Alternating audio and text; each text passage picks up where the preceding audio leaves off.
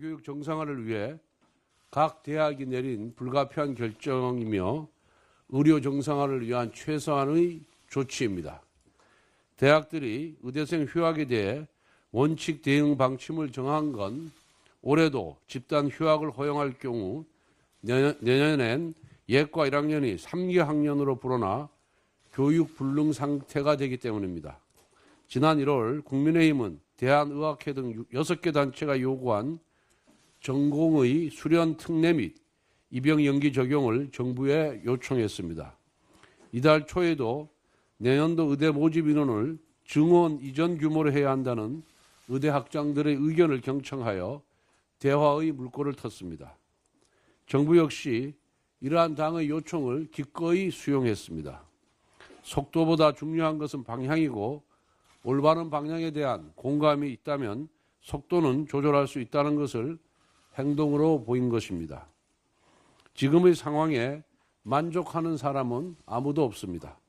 정부와 의료계가 갈등하고 교수와 제자가 싸우며 선배와 후배가 다투고 있습니다.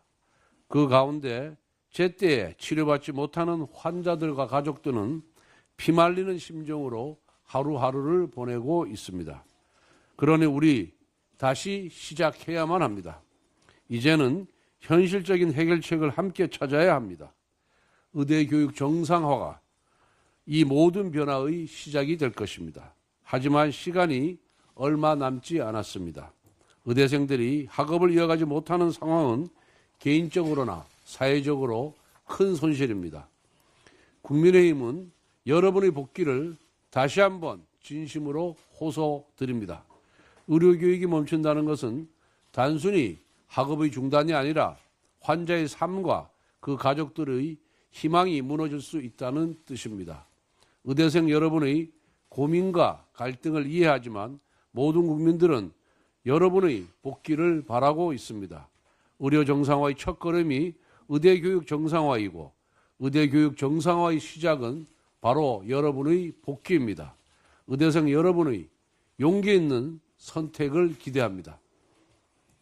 어제 헌법재판소는 한덕수 대통령 권한대행 심판기일을 오는 월요일 24일로 하겠다고 발표했습니다. 외교, 안보, 경제적 위기가 지속되고 있는 가운데 한 총리 복귀는 시급한 과제였습니다.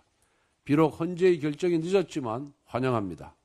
반면 민주당은 왜 윤석열 대통령보다 한덕수 대행에 대한 심판을 먼저 하냐며 강한 유감을 표명했습니다. 국가적 어려움은 뒤로 한 채 정치적 목표가 오직 대통령 탄핵에만 있다는 것을 자백한 셈입니다. 민주당이 주도한 한덕수 권한대행 탄핵은 그 목적부터 정쟁적이었습니다. 헌법재판관을 임명하지 않았다는 사유와 의결 정족서와 같은 절차 모두 문제였습니다. 그동안 민주당이 난사한 탄핵 소추안이 8대 0으로 규결되었듯이 이번에도 당연히 기각될 것입니다. 지금까지 민주당은 최상목 권한대행을 향해서 테러 협박과 탄핵 협박을 이어가고 있었습니다. 만약 한덕수 대행이 복귀한다면 민주당은 또다시 만역 재판관 후보자의 임명을 압박하면서 탄핵 인질극을 반복할 것입니다. 탄핵 중독이라는 집단 관계가 하루아침에 고쳐질 수가 없기 때문입니다.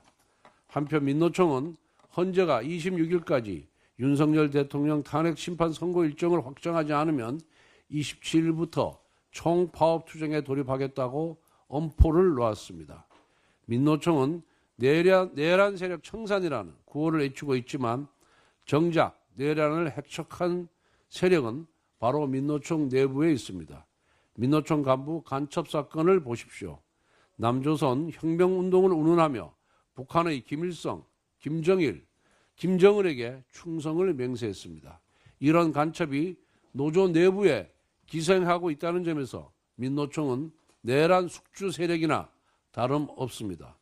무엇보다 민노총의 총파업 투쟁에서 민주당과의 정치적 동업 관계를 다시 한번 확인할 수 있습니다. 그동안 민주당이 노란봉투법과 같은 민노총의 수건을 입법으로 도와주면 민노총은 민주당을 향해 보수 정권을 비토하는 정치 투쟁을 벌여왔습니다. 이번에도 마찬가지입니다. 민노총은 민주당 이재명 대표의 선거법 위반 사건의 선거기일인 26일을 총파업 투쟁의 최후 통점 날짜로 삼았습니다. 대통령 탄핵은 물론 그 속도까지 민주당과 발을 맞추고 있는 것입니다. 민주당은 29번 탄핵안을 남발한 국정 테러 세력입니다. 민노총은 조직 내부에서 간첩이 활개치도록 놔둔 내란 숙주 세력입니다. 국정 테러 세력과 내란 숙주 세력은 대통령 탄핵을 겁박하는 망동을 즉각 중단하길 바랍니다.